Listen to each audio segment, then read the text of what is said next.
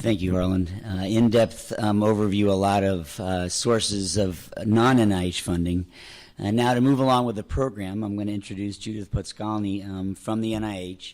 And before I get into her bio, I just have to say, as somebody who was NIH funded both via the R01 mechanism and R03 mechanism, I can tell you that Judith is incredibly gracious, always willing to help, always offers sage advice, and was just instrumental, at least when I first got NIH funded, in terms of helping me get started and how to navigate through that pathway. She's a senior training officer at NIDDK, as well as program officer and for all the fellowships and career development awards in the Division of Digestive Diseases and Nutrition, NIDDK. She handles medical student training programs for all of the NIDDK, and prior to becoming program director was scientific review officer, having left the intramural research program after 14 years in the diabetes branch. They're really focusing on training our future clinician scientists. She has a PhD in genetics and almost 40 years of federal service, all with NIDDK. So a warm welcome for Judith Podskalny.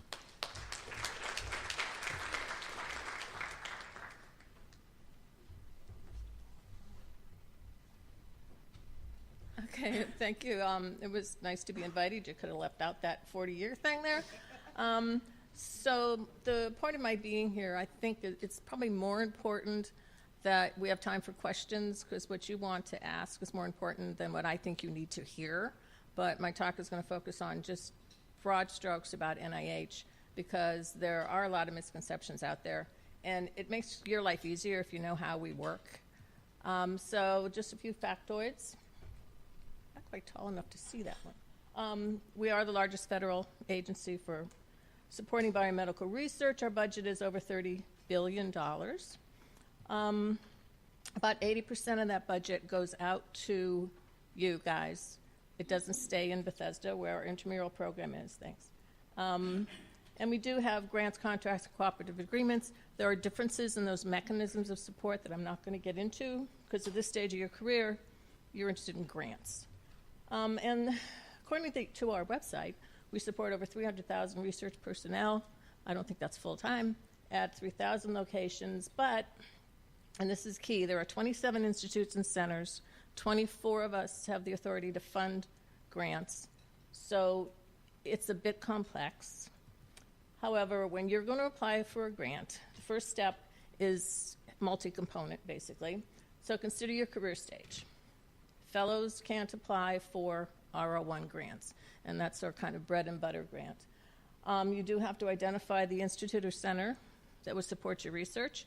So for most of you, it's going to be either NIDDK, where I work, because digestive diseases is in our title, or the National Institute of Child Health and Human Development, but there may be opportunities in other institutes for funding. You have to identify what the mechanism of support will be. Is it a fellowship, a research grant, a center, a K award, which I'll go into more because they're my favorite mechanism. And then verify that the center that you've identified as being most appropriate for your research actually uses the mechanism that you want to apply for. And register in ERA Commons.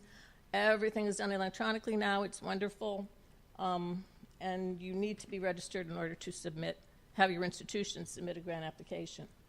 Every one of our institutes has a web page that looks similar to this. This is just ours because we've now redone it 3 times over the past 15 years. You would be at the level of, I can't find my mouse, of the junior faculty transition, I'm assuming. So if you click on that, you'll find a whole list of things that that are appropriate for you to apply for. Your second multi-stage step would be to read the funding opportunity announcement. Everything that we do is published in a funding opportunity announcement in the NIH Guide for Grants and Contracts, so I'll put a plug in here now. There's a listserv. Everybody should be signed up for that. Every Friday you'll get a table of contents of what's published that week in the Guide for Grants and Contracts, so you'll know what current, hot, off-the-press funding opportunity announcements are available. You need to put together specific aims page. You can't carry on a conversation with anybody or know where you're going if you don't know what your research is, and you have to focus your ideas. Put your CV in the NIH BioSketch format. I can't tell you how much I don't want to see a 20-page CV that says, I won my high school wrestling team trophy or whatever, or I've given talks at these 23 institutions. It doesn't matter. The NIH BioSketch format is a 4-page format. That's what we're interested in. And then if you remember nothing else from what I say, remember that you have to contact somebody at NIH before you submit any application. And I would suggest you don't wait until the week before the deadline, because by then if you call me up or we talk and I say, no, we would never fund something like that, what are you going to do? You can still submit the application. I can't stop you, but you can get a score from a study section of 10 and we will not fund it. Therefore, really carry on that conversation early and often if you have to. It's fine to keep in contact with us, but remember, program directors are your friends. So this is our process. But then when you submit a grant application to us, it takes about 9 months because once you submit it and it goes through, if it passes the grants.gov test and comes to us, there is a process where every application gets seen by a real human being. It gets assigned to an institute, to a study section, and to a program director. Then the study section, the head of the study section, who's called a scientific review officer, has to set up the peer review. The reviewers have to look at the application, write their reviews, has to get put into a summary statement. They have to meet. All that takes time. The advisory councils have to meet. They're the second level of review. We have to make our funding decisions and issue awards. This process goes on for us in 3 cycles a year. So at any one time, we're receiving applications. Study sections either have met or will meet. Our advisory council meetings go on, and we're issuing awards. So if you call me up and say, hi, this is Joe, I wanted to find out about my application, for heaven's sakes, just tell us, are you Joe from January Council, May Council, September Council? Because there are many Joes out there. The Center for Scientific Review is one of the 27 institutes or centers that can't fund grants. That's done by the institutes and the centers. So the second thing, if you remember nothing else, my least favorite question to get is, I hear advisory council has met. Did they fund my application? They can't. They're part of the review. They have no money. They are advisory to us. Funding decisions have to be made by institutes because we're federal employees, and these are federal dollars. It's okay if you ask that question. I get it 20 times a year, but it's my least favorite one. So during this process, you need to be in contact with us. You can contact a scientific review officer. It's generally not appropriate for anything but your R01 application because R01s, which you all want to get to, can be reviewed usually by more than one study section, and you may want to get the input of the scientific review officer as to if their study section is appropriate. For fellowships, for Ks, for small grants, it's probably not relevant, but you have to talk to a program director to make sure that there's any possibility of funding and you're applying for the right mechanism, because we're involved in funding. Once your application is submitted and accepted, the scientific review officer takes over. They're the ones responsible for the application from that point through the review process, preparing your summary statement, and then we pick up again. You can contact us after the review meeting and say, why wasn't my application scored? And we can tell you we have no idea because it wasn't scored. We don't know. It wasn't discussed at the meeting. And sympathize, but until you get your summary statement, you're not going to know. We generally tell the advisory council what we intend to fund if we have a budget. This year, of course, we don't still. But then you have to keep talking to us because we review your progress reports. And there may be something in your progress report we don't like or is not detailed enough. It's always nice to hear, to get emails. If you publish something, send your program director a note because we have to put together 3 times a year advances in the field, and it helps to have those up front.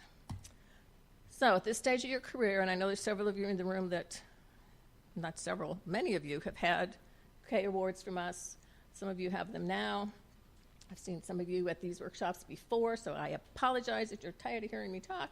But there are many flavors of career development awards. My own institute has used the KO1 for PhD scientists. We're one of the few that do that. We are the envy of our colleagues that my institute director has been supportive of that. The KO8 and K23 are for physician scientists. The difference is KO8 can be for either clinical or basic research. The K23 is for patient-oriented, and the difference is that if you take a sample from a patient and you do work on it, that's a K23. If someone else gives you a sample from a patient or recruits your patients, that's a KO8. And I'll say more about the K99, but it's mostly not relevant for this group. So before you submit, you have to have a job. You have to have a job someplace that allows you to apply. Have appropriate mentors. You have to publish something, and I just arbitrarily put down 1 to 2 papers. There are times when people have 20 publications and it means nothing because they were from when they were medical students or undergraduates. You really need to publish from your fellowship period, from your postdoc. If it's in the area that you're applying for a career development award in, that's best, but there are times when you can't. Preliminary data is necessary, and you should generate your own preliminary data. Identify, obviously, the correct funding opportunity announcement, because that when you pull up a funding opportunity announcement, download those forms, it's automatically populated with the mechanism and the announcement number. So if it's not there, you apply to the wrong one, you could really not do well. Be a U.S. citizen or permanent resident. You have to stay in this country. We only issue K awards to U.S. institutions. I apologize to our Canadian colleagues. They're 3 to 5 years, not renewable, because you can't be mentored forever. And we do require that you have at least, now we call it 9 calendar months. It's 75% of your effort. These are the items that are reviewed. You, as the principal investigator, will be evaluated by what you say, what your mentors say about you, what your letters of recommendation say, what your CV points out. You need a career development plan, which is more than just I'm going to spend 75% of my time in the lab. That's what a postdoc does. That's not what a career assistant professor or instructor does. You need to be out there giving talks, taking workshops at your institution, going to big meetings, little meetings, have a plan for when publications are going to come out, when you're going to submit your next application. Grant writing workshops, everybody can use a grant writing workshop more than once. Your research plan will be evaluated by significance, innovation, and approach, and I know Sahel is going to say more about this when it comes to R01s. Same applies to Ks. It's just taken down a notch. For an R01, you really need to be the moving force, and it has to be at your level of expertise. For a K, even though sometimes the reviews don't sound like it, they really don't expect quite as much, and we place more emphasis on career development of the candidate. Obviously, your mentors, co-mentors, collaborators have to be the right ones. And your institutional commitment cannot, and we just finished a review of some of these on Thursday, and I can't tell you, there were at least 4 letters of recommendation which totally tanked the application that said, if Dr. So-and-so gets this K award, he will have space in the institution. You know, a K award is not a contract of employment. It's a grant mechanism from the government to help you do your research. You have to be employed by the institution, and they have to want to have you there, regardless of whether you have NIH funding or not. So what these awards include are salary. Fringe benefits are in addition. This is another thing. I don't know how we can say it more clearly, but 80% of people don't understand this. For NIDDK, we have a $90,000 salary cap. There is a fringe benefit rate at everybody's institution, and it varies. So if your institution is 30%, that means your compensation package from us is $117,000. So fringe benefits are in addition, and then research support is either $25,000 or $50,000. So our average award is $750,000. This is how much the government wants to invest in each of you to become a researcher. K99 is an exception because you don't have to be a U.S. citizen, so it's popular. But the reason most of you are not eligible is because you cannot have a faculty appointment For a regular career award, you have to have a job. They have to be committed to you because we're just supplying a little support. For the K-99, you have to be a postdoc. And the point of it is that you should be able to take this around and say, look how fabulous I am, give me a job, get a job, and then hopefully get the second part of this, which is the R00. Physicians, when you finish your fellowship, you'll have a job, so you aren't really eligible. Nara asked me to include something about success rates. There's this whole great thing, where'd it go? On the NIH website, it's called Report System. And if you go there, you can find success rates. What's fun about it is that you can, filter these. So I've filtered the K success rates for across the NIH for the years 2008, 10, and 12. And you can see how many hundreds of applications we get. The green bars here are for K-99s, R00. So they're very popular, probably not justifiably so. The numbers and the ones that concern us are in K-08s for physician scientists doing basic or clinical research, and they are falling. And they fell again last year and this year, the number of applications. The K-23s for patient-oriented research are holding their own. K-01s are not really reflective because most of these are for either diversity or reentry, except for my institute. But these are the success rates, and look how they change. We want to support physician scientists, so these success rates are very high. My own institute is between 35 and 40%. Success rate for K-99s is much lower because there's so many more applications.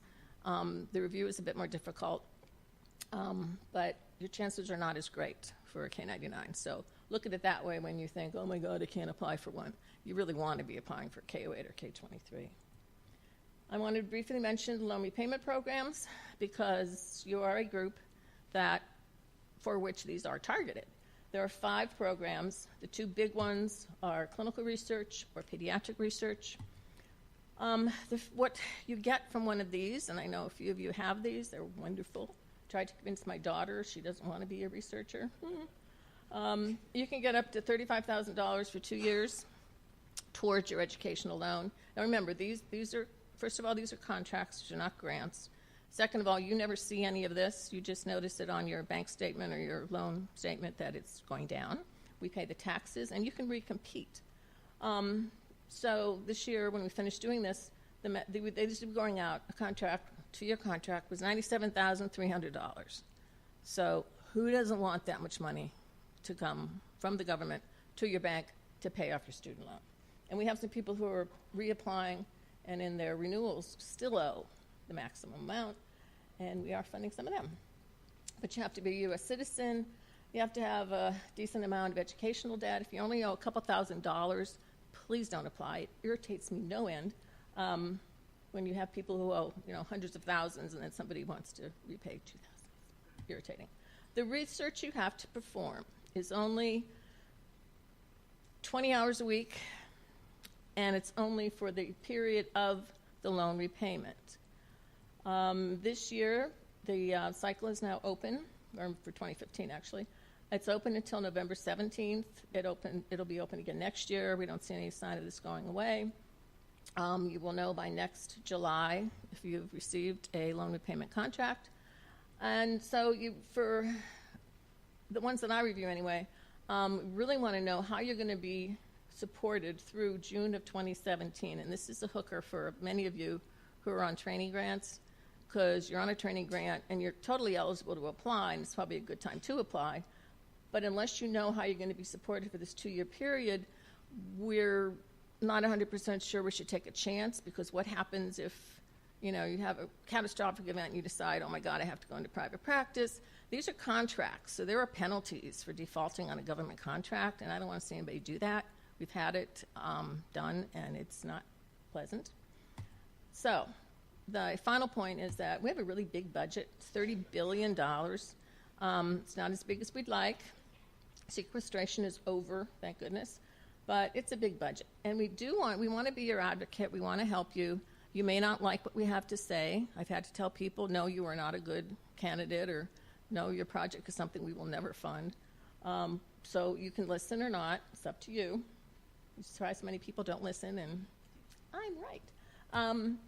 So in my institute, you can contact me. In the Child Health and Human Development Institute, Dennis Twombly is my counterpart, and he's very approachable and lovely. But put together your specific aims, get your biosketch in the NIH format, and then contact us.